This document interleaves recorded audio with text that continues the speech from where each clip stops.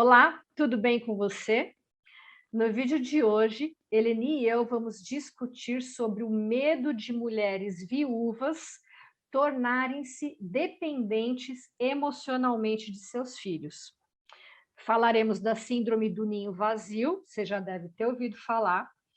Falaremos dos entraves desse sentimento para os nossos relacionamentos pessoais, relacionamentos afetivos e sexuais, e também sobre a carência afetiva. Se você quiser refletir junto conosco sobre isso, fica aqui com a gente. E olha, faça os seus comentários. Conta aqui abaixo do vídeo como é que é tudo isso aí para você, tá bom? E você, Eleni, tudo bem? Tudo precisa melhorar. Mas vamos lá. Sim, Olha, Roberta, talvez esse medo surja naturalmente no processo de luto. Eu acho tá, que seja um elemento aí do próprio processo. tá. Muitas mulheres já, como eu também, já vivenciei a síndrome do ninho vazio, né? Ah, é? Quando Você os já vivenciou? Você já? Já, claro, né? Você está lá acostumado com o filho e com o cotidiano, e que Tá. depois o filho sai para estudar. Meu filho saiu para morar em outra cidade, e aí fica aquele vazio. Eu também acompanhei o síndrome de ninho vazio da minha mãe, quando os meus irmãos se casaram. Uhum. E, enfim, é um processo natural da vida, mas eu acho que com o luto fica mais evidente, Tá. digamos, esse vazio, né? Uhum. Então, vem aquela sensação de estar muito sozinha e uma certa sensação de abandono aí com o luto, né? Mas Hum. vamos falar sobre dois pontos importantes nesse processo. Nós estamos falando aqui também de dependência emocional, né? Uhum. Eu acho que a síndrome de ninho vazio é um prólogo da dependência emocional, que consiste na sensação do estado permanente de submissão e subordinação a uma outra pessoa, seja filho, Sim. seja marido, né? Seja mesmo até amizades, né? Uhum. Sem a qual não se consegue sentir-se segura para assumir pequenas responsabilidades da vida do cotidiano. Então, eu acho que isso, quando isso está colocado, melhor acender uma luz amarela aí para entender direitinho como é isso, né? Então, a Uhum. pessoa, o que acontece com a pessoa nesse ponto, né? A pessoa acredita que necessita sempre de atenção da presença dos outros para o seu bem-estar e segurança pessoal. Esse comportamento torna-se, ao meu ver, né, um obstáculo para quaisquer relacionamentos com filhos, amigos, familiares, mesmo em relacionamentos afetivos, né? Eu acho que isso acaba pesando. Ou seja, não é um relacionamento saudável nem para si e tampouco para os outros. Sim, eu concordo, Eleni. Aqui eu acho que estão nos assistindo diferentes mulheres e viúvas, né, que estão vivenciando essa dor nesse momento atual, e que certamente algumas moram com seus filhos, outras não, né? E a gente tem aí diferentes configurações, mas o que é certo é que essa relação mãe e filho, ela é algo muito forte, né? Não é à toa que na nossa área aqui da psicologia, né, na área de saúde mental, né, em todas as linhas teóricas, qualquer uma delas, da psicologia ou da psicanálise, a gente estuda muito fortemente essa relação, né? Uma das primeiras coisas que a gente vai estudar, que a gente vai tentar entender. Isso porque é a primeira interação social que uma criança tem, né? A primeira interação social da vida dela é essa relação com essa figura materna, né? E você imagina, todos os primeiros conteúdos são transmitidos por essa figura materna. Então, tudo, né, que é recebido por uma criança nesse primeiro momento é dessa mãe, né?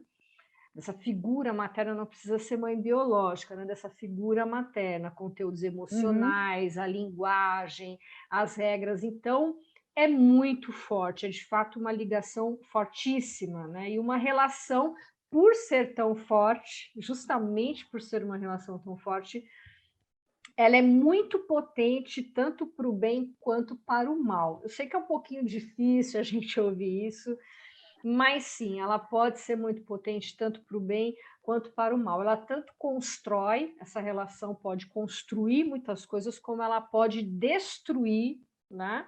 Se ela não for dosada, é aquela tal história dos excessos, né?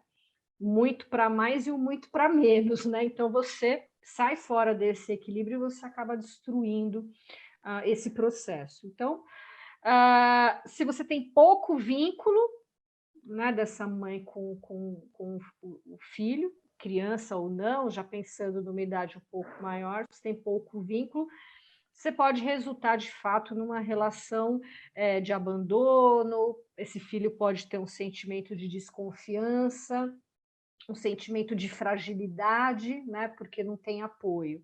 Né? E quando você tem vínculo demais, você pode resultar numa apatia, né? Então é uma pessoa que vai, é um filho que vai se desenvolvendo de uma maneira apática, né? Com uma falta de interesse, uma falta de motivação, dentre outras coisas mais graves que não vêm ao caso aqui nesse vídeo. A gente pode falar disso num outro momento, né?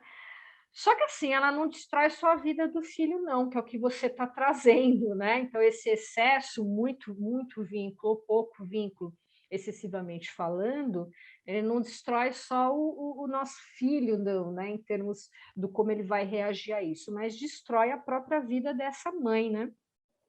Você acaba tendo uma relação extremamente simbiótica, quando a relação ela é demais, né? Essa mãe se torna totalmente dependente dele ou dela, ou deles, né?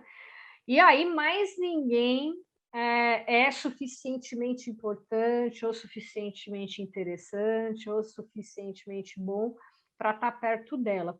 Não importa se é companhia, amizade, relacionamento sexual, afetivo, não importa. Parece que mais ninguém é bom o suficiente, importante, interessante, ninguém mais, né? Só o filho, a filha ou os filhos, né? Eu queria também chamar a atenção que nós estamos falando aqui nesse vídeo sobre o medo, não é? E a capacidade de pensar os seus próprios medos, eu considero um ato de coragem, não é? Então, eu acho que algumas perguntas cabem aí em tudo isso que você trouxe, em tudo que eu trouxe também, que é o seguinte: será que meu estado de carência afetiva é uma carência excessiva? É um fator de dependência emocional? Essa é uma questão que eu acho que as pessoas devem se perguntar, né?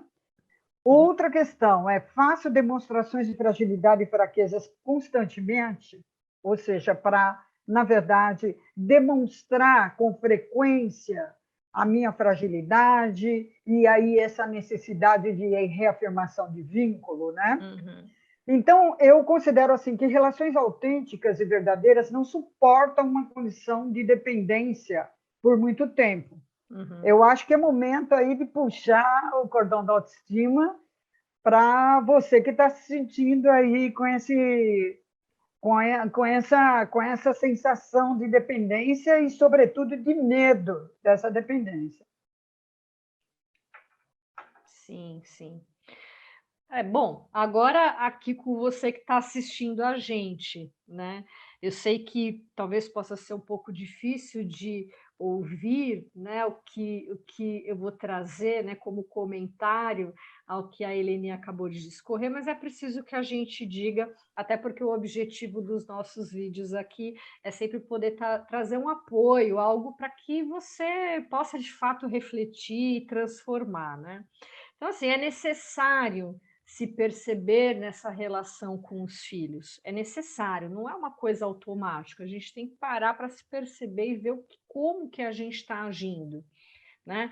Verificar se a gente não está manipulando situações, e não julgue a palavra manipulação, né? Vamos usá-la aqui com tranquilidade, né? Então, né, não julgue, não vamos ir pelo lado pejorativo, mas realmente de você perceber que assim, sem perceber, você está manipulando situações para demonstrar essa fragilidade e mantê-los, não é, presos a você.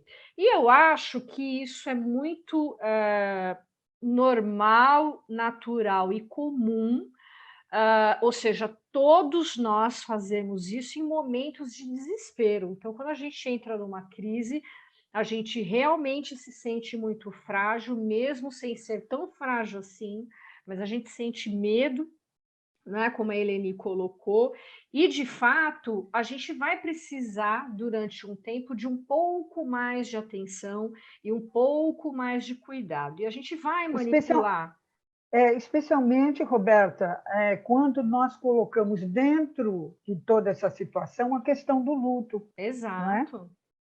Exato, exato, porque é o momento de crise, né, o qual a gente, enfim, está se referindo, né, ao longo desse mês aí, trazendo a questão do luto. Então, é um momento de crise, é um momento de uma fragilidade real, né, uma desorganização real, em que isso vai surgir, né, esse comportamento vai aparecer. Agora, é importante que você perceba, né, que as pessoas percebam aí se estão fazendo isso, sempre ficar atento, atenta aos exageros, né, aquilo que passa do limite. É preciso, né, como a Eleni bem colocou, muita força e coragem, né, para se perceber a si mesma, mas eu sei que você que nos assiste aqui é capaz disso.